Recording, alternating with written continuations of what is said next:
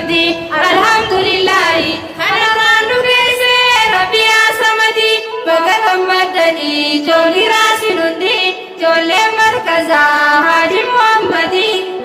Muhammadi Allahu ya Allah modi samii fati alhamdulillahi hararaan nu geesse rabbi asamati bakka gammadanii koongiraasin hundi ijoollee markazaa Haji Muhammadi abdii egereedha tarbiyaa ganamaa mee mudhii hidhadha shamarran islaamaa keenya guddoo kan nurraa eegama fageenya laalladha shamarran islaamaa kan biyya bulchuu fi kan ta'uu saalimaa hundanuu gabbaasa gaheen keenya cimaa numaatu leenjisa hunda korsi kolfi laasin hundi ijoollee markazaa Haji